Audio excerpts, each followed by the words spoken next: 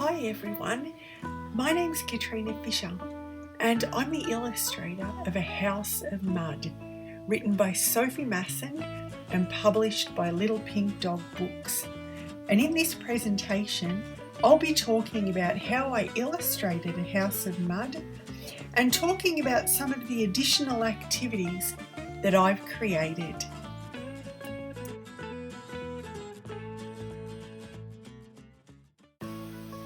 Stage 1, Research.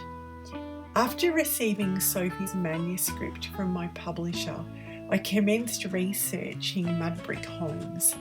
It was really important that I understood how mud brick homes were made before I started drawing because I wanted my illustrations to be correct.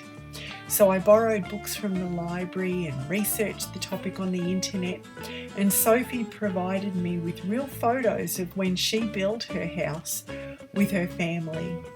Because this story is based on a real life experience, I decided that I wanted the 3 children in the book to look like Sophie's children when they were little, and for Tess, the dog, to look like the real Tess.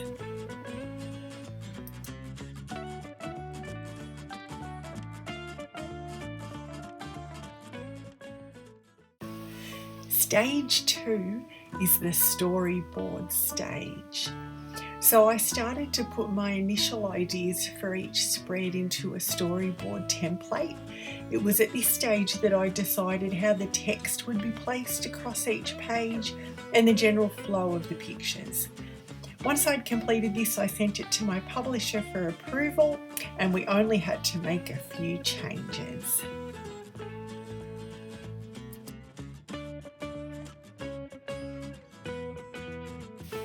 Stage 3, Character Development. Around the same time as I was working on the storyboard, I started to work on my character design. I did lots and lots of sketching at this stage of the process.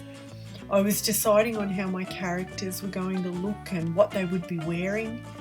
This is a fun part of the process, and I created maps of how my characters would look from the front, the back and the sides, and you can see some examples there.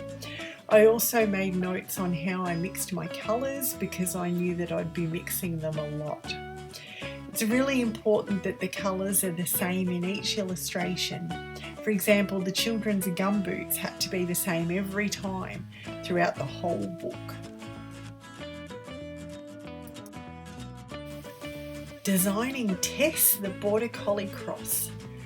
Tess is a very special character in this story, and knowing that the book character was based on Sophie's real-life family dog Tess, I wanted her to look the same in my illustrations, even to have the same markings and colouring.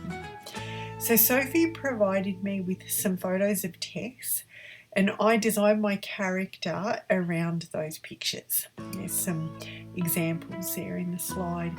I thought it would be lovely for Sophie and her family to have Tess's memory kept alive in this book for years to come, and also to share with her grandchildren.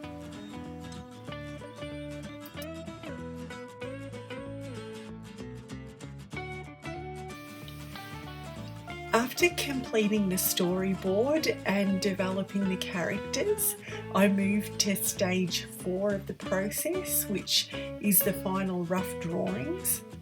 So in this stage, I drew the storyboard ideas on a much larger scale, so the size of the finished book. And I added more details to the drawings as well.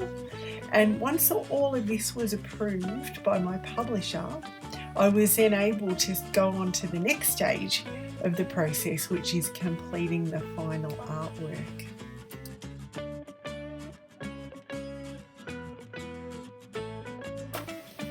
Stage 5, Final Artwork. I had so much fun creating the paintings for this book. I enlarged my final drawings about 10% larger than the size of the finished book. I then transferred those drawings onto watercolour paper. Once I'd transferred all of those drawings, I began to paint each illustration with watercolour paint. and I wanted the illustrations to be really bright and colourful, so I painted quite a few layers. After the paint was dry, I then went in and added final details with coloured pencil.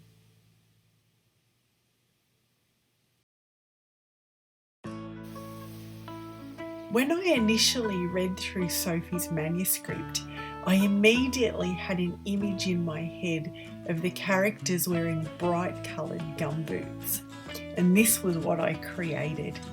I focused on using lots of primary and secondary colours and gave them their own little personality, especially the youngest brother. I had lots of fun creating these gumboots.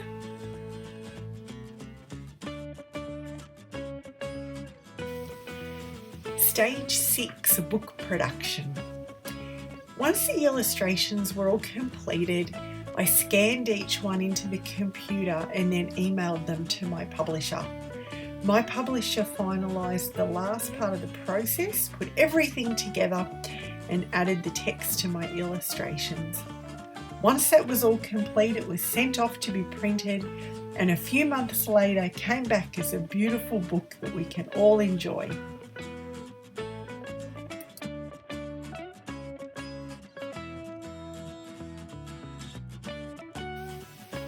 Additional resources. I've created a selection of resources and activities for children to explore the themes of A House of Mud in more detail. These activities, including teacher notes, are available for free download from the Little Pink Dog Books website, and the link is provided there in the presentation. Some of these activities are listed in the following slides. Colouring pages,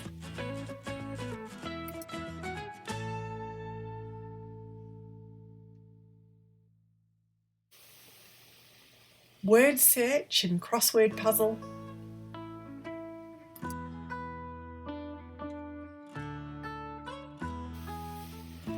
spot the difference activity, and make your own House of Mud bookmark.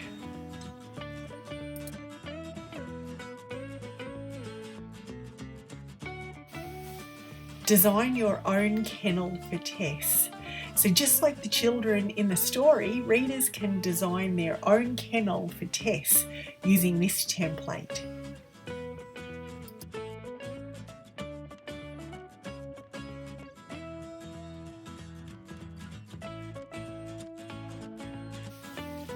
Storyboard and activity sheet to discuss building with mud.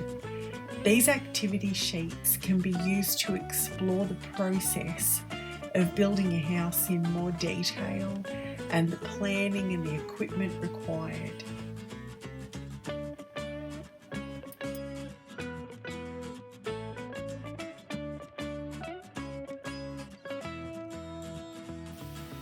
This is an image that I created for the end papers of the book, and it's based on the architectural plans of Sophie's house, and she provided a photograph of her plans, and I used that as the basis for these drawings, and it was really a really fun process to put this illustration together.